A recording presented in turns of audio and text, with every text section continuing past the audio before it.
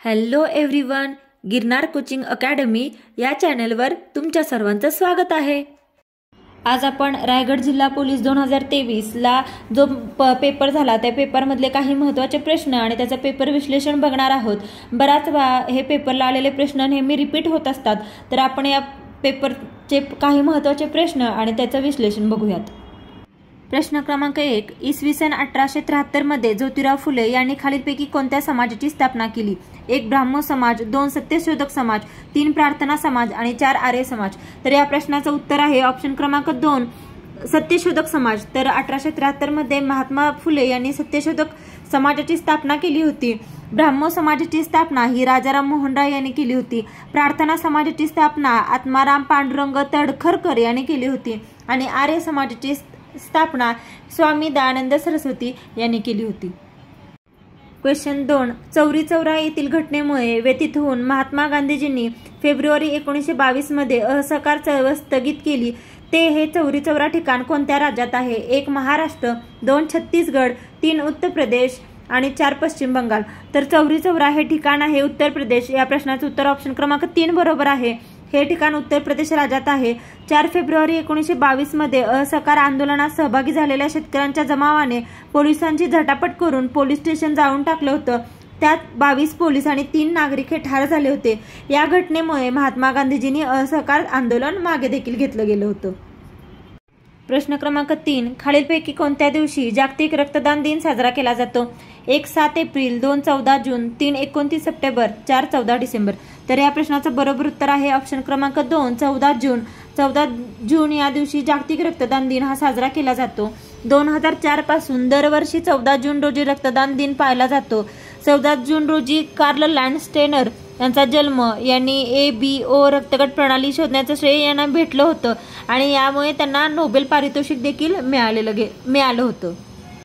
Next question, खालीलपैकी योग्य पर्याय निवडा। 1 रक्त तयार करणारे अवयव आणि रक्तांचे रोग यांचा अभ्यास करणारे वैद्यक विज्ञानाची शाखा म्हणजे रक्तशास्त्र हिमॅटॉलॉजी। 2 AB या रक्तगटांचा शोध इसवी सन 1900 साली डॉक्टर कार्ल लँडस्टेनर यांनी लावला। या शोधाबद्दल इसवी सन 1930 साली त्यांना नोबेल पारितोषिक देण्यात आलं। 3 AB रक्तगटाचा शोध डिकास्टेलो आणि स्टर्ची यांनी 1902 मध्ये लावला। आणि 4 O रक्तगटाला सर्व योग्य दाता म्हणजे युनिव्हर्सल डोनर, तर AB रक्तगटाला सर्व योग्य ग्राही म्हणजे युनिव्हर्सल रिसिप्टंट असे म्हणतात।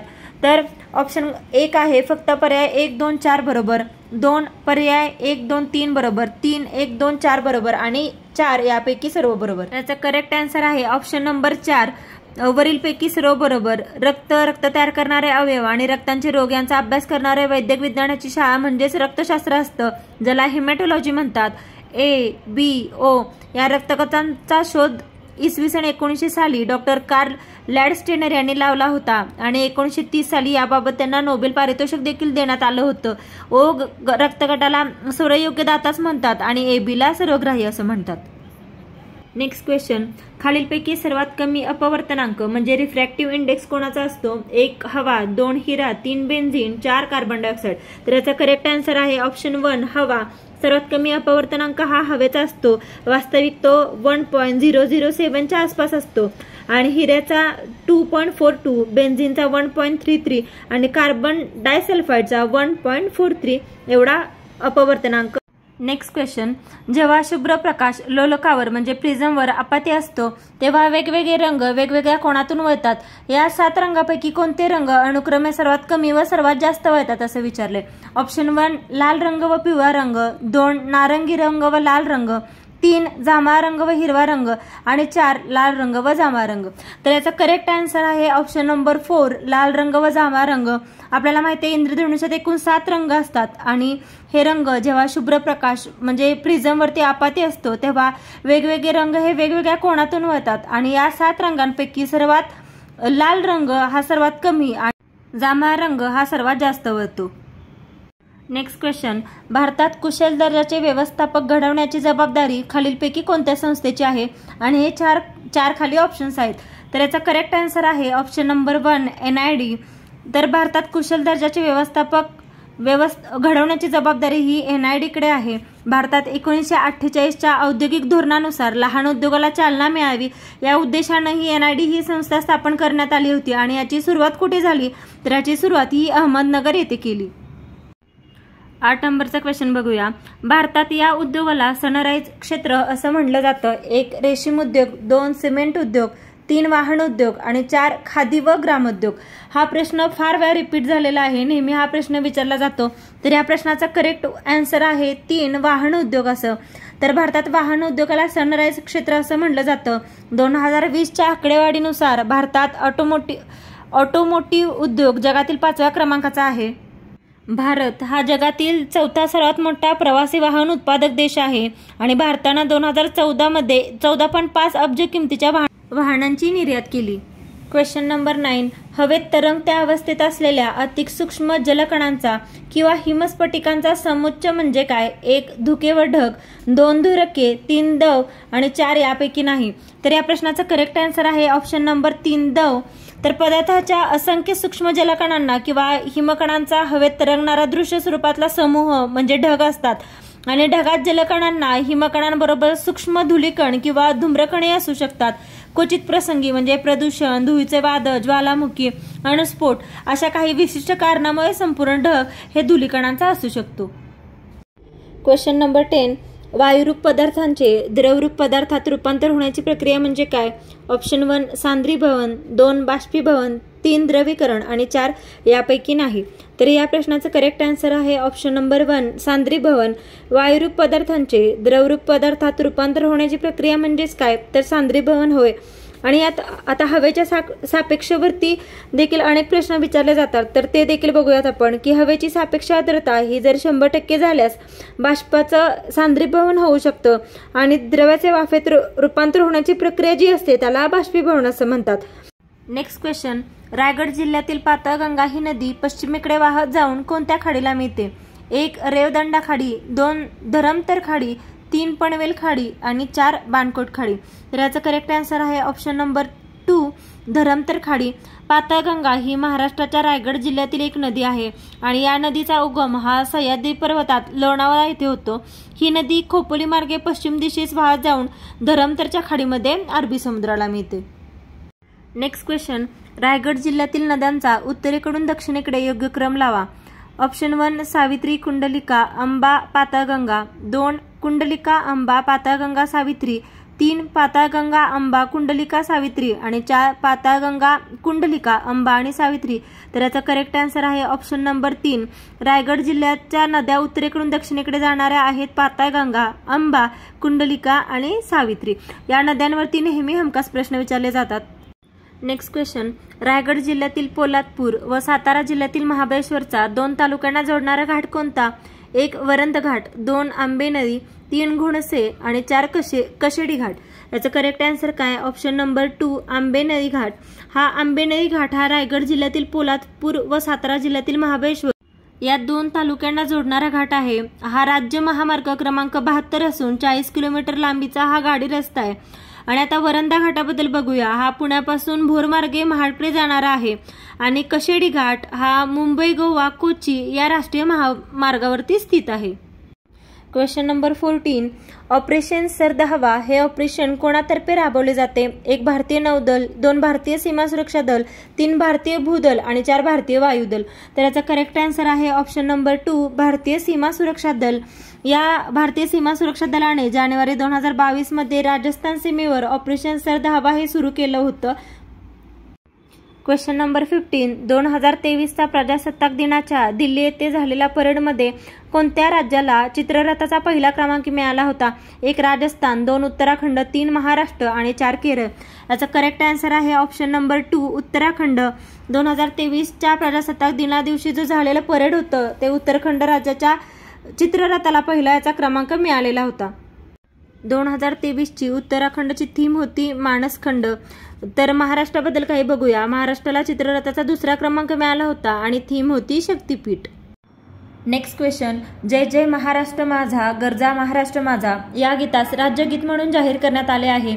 ते गीत कोणत्या कवीने लिहिले? 1 कुसुमाग्रज, 2 केशवसूत, 3 नादो महानोरराज आणि 4 निळकंठ बढे. तर याचा करेक्ट आन्सर आहे ऑप्शन नंबर 4 नीलकंठ बडे यांनी लिहिलं. जय जय महाराष्ट्र माझा गरजा महाराष्ट्र माझा या गीतास राज्यगीत म्हणून जाहीर करण्यात आलेलं आहे आणि हे गीत राजा नीलकंठ बडे या कवीने लिहिलेलं आहे. श्रीनिवास खळे यांनी त्याला संगीत दिलं होतं आणि कृष्णराव उर्फ शाहीर साबळे यांनी हे गीत देखील गायलं होतं. प्रश्न क्रमांक 17 नवी दिल्ली येथील राजपथाचे नाव बदलून काय ठेवण्यात आले आहे? 1 कर्तव्य पथ, 2 अटल पथ, 3 क्रांती पथ आणि 4 हिंद पथ. तर याचा करेक्ट आन्सर आहे ऑप्शन नंबर 1 कर्तव्य पथ. नवी दिल्ली येथील राजपथाचे नाव बदलून ते कर्तव्य पथ असं करण्यात आलं आहे. हा मार्ग 2 ते 3 किलोमीटर लांबीचा औपचारिक मार्ग आहे. याची रचना एडवर्ड लुटियन्स ने 1900च्या दशकाच्या सुरुवातीला केली होती आणि भारताचे प्रधानमंत्री नरेंद्र मोदी यांनी या राजपथाचे नाव बदलून कर्तव्य पथ असं केलं. नेक्स्ट क्वेश्चन संयुक्त राष्ट्रसंघाने 2023 हे वर्ष काय म्हणून साजरा करण्याचा निर्णय घेतला आहे? 1 आंतरराष्ट्रीय लोकसंख्या वर्ष, 2 पौष्टिक वर्ष, 3 आंतरराष्ट्रीय पौष्टिक तृणधान्य वर्ष आणि 4 आंतरराष्ट्रीय मिश्र पीक वर्ष. तर याचा करेक्ट आन्सर आहे ऑप्शन नंबर 3 आंतरराष्ट्रीय पौष्टिक तृणधान्य वर्ष. संयुक्त राष्ट्रसंघाने 2023 हे वर्ष आंतरराष्ट्रीय पौष्टिक तृणधान्य वर्ष म्हणून साजरे करण्याचा निर्णय घेतला आहे. याची संयुक्त राष्ट्रसंघ याची स्थापना 24 ऑक्टोबर 1945 ची आहे आणि याचं सदस्यत्व हे 193 सदस्य देश आहेत. सरचिटणीस एंटोलिओ गुटेरेश आहेत आणि अध्यक्ष आहेत जोसेफ डाईस. नेक्स्ट क्वेश्चन भारतरत्न पुरस्काराबाबत खालीलपैकी कोणते विधान असत्य आहे? 1 आतापर्यंत 6 राष्ट्रपतींना भारतरत्न पुरस्कार प्राप्त आहे. 2 भारतरत्न पुरस्कार 5 महिलांना देण्यात आला आहे. 3 भारतरत्न पुरस्कार प्राप्त 5 मुख्यमंत्र्यांना देण्यात आले आहे आणि 4 भारतरत्न प्राप्त परदेशी व्यक्ती या 5 आहेत. याचा करेक्ट आन्सर आहे ऑप्शन नंबर 4 भारतरत्न प्राप्त परदेशी व्यक्ती या 5 आहेत. हे विधान असत्य आहे. तर भारतरत्न प्राप्त परदेशी व्यक्ती या फक्त 2 आहेत. 1 आहेत अब्दुल गफार खान आणि 2 आहेत नेल्सन मंडेला. बाकीची जी विधान आहेत ती सर्व बरोबर आहेत. आतापर्यंत 6 राष्ट्रपतींना भारतरत्न पुरस्कार प्राप्त झालाय आणि भारतरत्न पुरस्कार प्राप्त झालेल्या महिला किती आहेत? तर त्या 5 आहेत आणि हा पुरस्कार 5 मुख्यमंत्र्यांना देखील देण्यात आले आहे. म्हणून असत्य विधान ऑप्शन नंबर 4. क्वेश्चन नंबर 20 सन 2022 विश्वचषक फुटबॉल स्पर्धेमधील अंतिम सामना कोणत्या संघामध्ये झाला? याचा करेक्ट आन्सर आहे ऑप्शन नंबर 2 अर्जेंटिना व फ्रान्स. सन 2022चा विश्वचषक फुटबॉल स्पर्धेमध्ये अंतिम सामना हा अर्जेंटिना व फ्रान्स या संघामध्ये झाला होता. हा खेळ दर 4 वर्षांनी एकदा खेळला जातो आणि फिफा विश्वचषक 2022 कतारमध्ये आयोजित करण्यात आलं होतं जे की 22वं होतं. क्वेश्चन नंबर 21 महाराष्ट्र शासनाकडून दिला जाणारा सन 2022 सालचा महाराष्ट्र भूषण पुरस्कार कोणाला जाहीर झाला आहे? 1 आशा भोसले, 2 डॉक्टर आप्पासाहेब धर्माधिकारी, 3 बाबासाहेब पुरंदरे आणि 4 लता मंगेशकर. तर याचा करेक्ट आन्सर आहे option number 2 doctor Appasaheb Dharmadhikari यांना हा पुरस्कार जाहीर झाला आहे. 2021 पासून या पुरस्काराच्या रकमेत वाढ देखील झाली आहे आणि ती 25 लाख रुपये आहे आता सध्या आणि पूर्वी ती 10 लाख होती. क्वेश्चन 22 रुद्राक्ष पाटील हा खेळाडू कोणत्या खेळाशी संबंधित आहे? 1 तलवारबाजी, 2 नेमबाजी, 3 तिरंदाजी आणि 4 कुस्ती. तर याचा करेक्ट आन्सर आहे ऑप्शन नंबर 2 रुद्राक्ष पाटील हा खेळाडू नेमबाजी या खेळाशी संबंधित आहे. इजिप्तमधील कैरो येथे रुद्राक्ष पाटील याने पुरुषांच्या 10 मीटर सायकल प्रकारात सुवर्णपदक पटकावलेलं होतं आणि इटलीच्या डेनिलो डेनिस सोयझा याचा पराभव केला. नेक्स्ट क्वेश्चन महाराष्ट्र पोलीस दलाचा स्थापना दिवस कोणता? 2 जून, 1 मे, 2 जानेवारी आणि 21 ऑक्टोबर. याच्यावरती नेहमी हा रिपीटेड क्वेश्चन आहे. तर याचा करेक्ट आन्सर काय आहे? ऑप्शन नंबर 3 2 जानेवारी. 2 जानेवारी हा महाराष्ट्र पोलीस दलाचा स्थापना दिवस आहे. तत्कालीन पंतप्रधान पंडित जवाहरलाल नेहरू यांनी महाराष्ट्र पोलीस दलाचा ध्वज प्रदान केला आणि सर्वात मोठ्या दलापैकी एक आपलं मोठं आहे. नेक्स्ट क्वेश्चन महाराष्ट्र अंगुली मुद्रेचे पोलीस तपासात उपयोग करण्यासाठी कोणती आधुनिक कार्यप्रणाली वापरली जाते? 1 AMBIS, 2 ITSSO, 3 ICGS आणि 4 यापैकी नाही. त्याचा करेक्ट आन्सर आहे ऑप्शन नंबर 1 महाराष्ट्र अंगुली मुद्रेचे पोलीस तपासात उपयोग करणारी AMBIS ही आधुनिक कार्यप्रणाली वापरली जाते.